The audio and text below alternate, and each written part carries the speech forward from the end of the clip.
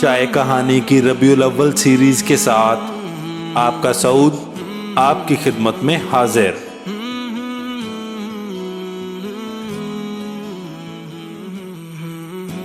ماہ نبوت طلوع ہوا، ایپیسوڈ 4۔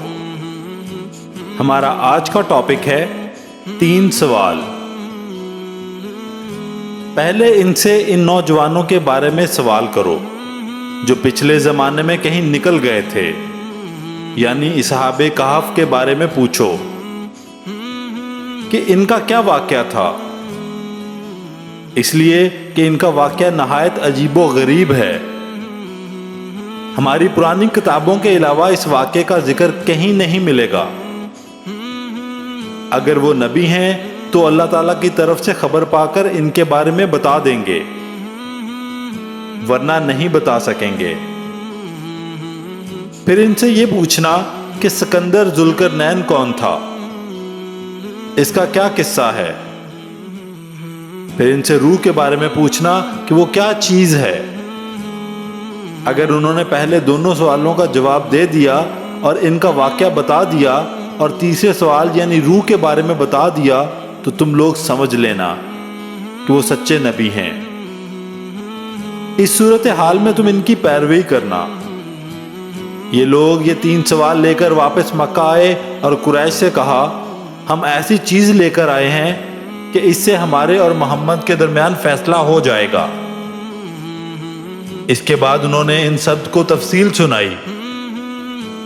اب یہ مشرکین حضور نبی کریم صلی اللہ علیہ وآلہ وسلم کے پاس آئے۔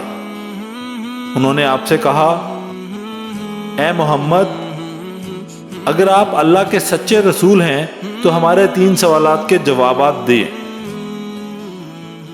ہمارا پہلا سوال یہ ہے کہ اصحاب کہف کون تھے۔ دوسرا سوال ہے کہ ذوالقرنین کون تھے، اور تیسرا سوال ہے کہ روح کیا چیز ہے۔ آپ صلی اللہ علیہ وآلہ وسلم نے ان کے سوالات سن کر فرمایا، میں ان سوالات کے جواب تمہیں کل دوں گا۔ نبی کریم صلی اللہ علیہ وآلہ وسلم نے اس جملے میں انشاءاللہ نہ فرمایا، یعنی یہ نہ فرمایا انشاءاللہ میں کل تمہیں جواب دوں گا۔ قریش آپ کا جواب سن کر واپس چلے گئے۔ حضرت صلی اللہ علیہ وآلہ وسلم وحی کا انتظار کرنے لگے، لیکن وحی نہ آئی۔ دوسرے دن وہ لوگ آ گئے، آپ انہیں کوئی جواب نہ دے سکے۔ وہ لوگ لگے باتیں کرنے، انہوں نے یہ تک کہہ دیا کہ محمد کے رب نے انہیں چھوڑ دیا۔ ان لوگوں میں ابو لہب کی بیوی ام جمیل بھی تھی۔ اس نے بھی یہ الفاظ کہے، میں دیکھتی ہوں کہ تمہارے مالک نے تمہیں چھوڑ دیا ہے اور تم سے ناراض ہو گیا ہے۔ نبی کریم صلی اللہ علیہ وآلہ وسلم کو قریش کی یہ باتیں بہت ناگوار گزریں۔ آپ بہت پریشان اور غمگین ہو گئے۔ آخر جبرائیل علیہ السلام سورہ کہف لے کر نازل ہوئے اور اللہ تعالیٰ کی طرف سے آپ کو ہدایت کی گئی، اور آپ کسی کام کی نسبت یوں نہ کہا کیجئے کہ اس کو کل کر دوں گا، مگر اللہ کے چاہنے کو ملا لیا کیجئے، یعنی انشاءاللہ کہا کیجئے۔ آپ بھول جائیں تو اپنے رب کا ذکر کیا کیجئے اور کہہ دیجئے کہ مجھے امید ہے میرا رب مجھے نبوت کی دلیل بننے کے اعتبار سے اس سے بھی نزدیک تر بات بتا دے گا۔ سورہ کہف۔ مطلب یہ تھا کہ جب آپ یہ کہیں کہ آئندہ فلاں وقت پر میں یہ کام کروں گا تو اس کے ساتھ انشاءاللہ ضرور کہا کریں۔ اگر آپ اس وقت اپنی بات کے ساتھ انشاءاللہ ملانا بھول جائیں اور بعد میں یاد آ جائے تو اس وقت انشاءاللہ کہہ دیا کریں، اس لیے کہ بھول جانے کے بعد یاد آنے پر وہ انشاءاللہ کہہ دینا بھی ایسا ہے جیسے گفتگو کے ساتھ کہہ دینا ہوتا ہے۔ اس موقع پر وحی میں دیر اسی بنا پر ہوئی تھی کہ آپ نے انشاءاللہ نہیں کہا تھا۔ حضرت جبرائیل علیہ السلام سورہ کہف لے کر آئے تو آپ نے ان سے پوچھا تھا، جبرائیل تم اتنی مدت میرے پاس آنے سے رکے رہے، اس سے تشویش پیدا ہونے لگی تھی۔ جواب میں حضرت جبرائیل علیہ السلام نے عرض کیا، ہم آپ کے رب کے حکم کے بغیر نہ ایک زمانے سے دوسرے زمانے میں داخل ہو سکتے ہیں، نہ ایک جگہ سے دوسری جگہ جا سکتے ہیں۔ ہم تو صرف اس کے حکم پر عمل کرتے ہیں۔ اور یہ جو کفار کہہ رہے ہیں کہ آپ کے رب نے آپ کو چھوڑ دیا، تو آپ کے رب نے آپ کو ہرگز نہیں چھوڑا، بلکہ یہ سب اس کی حکمت کے مطابق ہوا ہے۔ پھر حضرت جبرائیل علیہ السلام نے آپ کو اصحاب کہف کے بارے میں بتایا، ذوالقرنین کے بارے میں بتایا، اور پھر روح کے بارے میں وضاحت کی۔ اصحاب کہف کی تفسیر ابن کثیر کے مطابق یوں ہے، وہ چند نوجوان تھے جو دین حق کی طرف مائل ہو گئے تھے اور راہ ہدایت پر آ گئے تھے۔ یہ نوجوان پرہیزگار تھے، اپنے رب کو معبود مانتے تھے، یعنی توحید کے قائل تھے، ایمان میں روز بروز بڑھ رہے تھے، اور یہ لوگ حضرت عیسیٰ علیہ السلام کے دین پر تھے۔ لیکن بعض روایات سے یہ بھی معلوم ہوتا ہے کہ یہ واقعہ حضرت عیسیٰ علیہ السلام سے پہلے کا ہے، اس لیے یہ سوال یہودیوں نے پوچھے تھے، اور اس کا مطلب ہے کہ یہودیوں کی کتابوں میں یہ واقعہ موجود تھا۔ اس سے یہی ثابت ہوتا ہے کہ یہ واقعہ حضرت عیسیٰ علیہ السلام سے پہلے کا ہے۔ قوم نے ان کی مخالفت کی، ان لوگوں نے صبر کیا۔ اس زمانے کے بادشاہ کا نام دقیانوس تھا، وہ مشرک تھا، اس نے سب کو شرک پر لگا رکھا تھا بھی بہت ظالم، بت پرستی کراتا تھا، وہاں سالانہ میلہ لگتا تھا۔ یہ نوجوان اپنے ماں باپ کے ساتھ اس میلے میں گئے، وہاں انہوں نے بت پرستی ہوتے دیکھی۔ یہ وہاں سے بیزار ہو کر نکل آئے اور سب ایک درخت کے نیچے جمع ہو گئے۔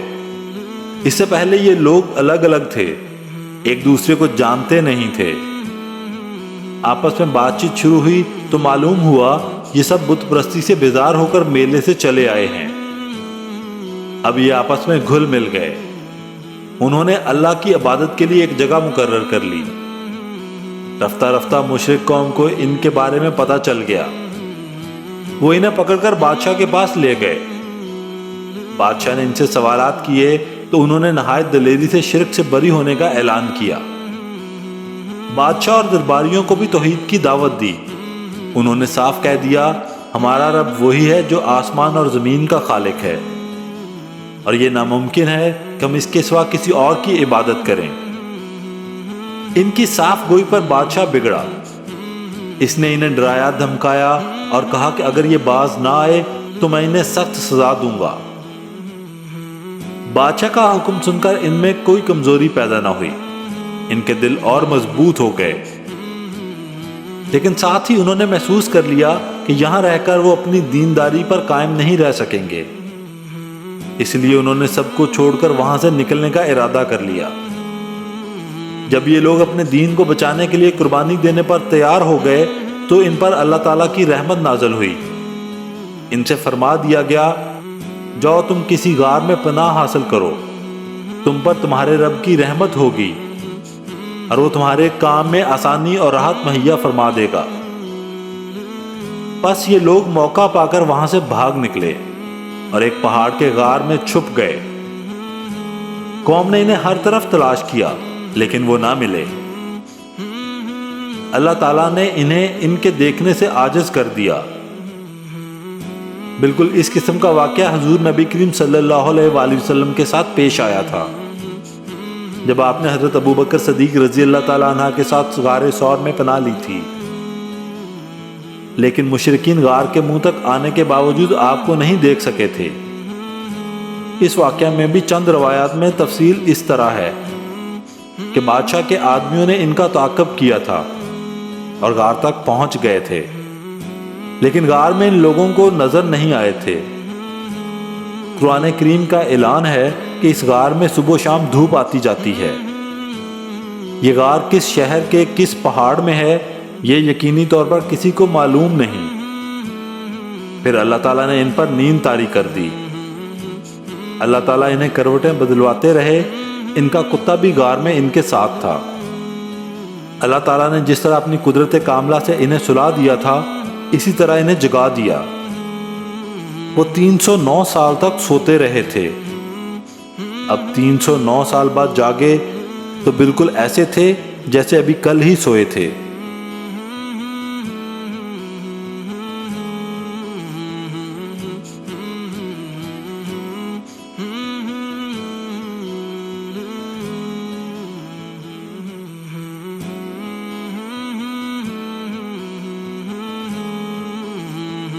ایک چھوٹی سی کاوش آپ کے اپنے سعود کی طرف سے۔ اللہ تعالیٰ سے دعا ہے کہ اللہ تعالیٰ ہماری اس کاوش کو قبول فرمائے۔ اگر آپ کو پسند آئے تو ہمارا YouTube چینل ضرور سبسکرائب کریں۔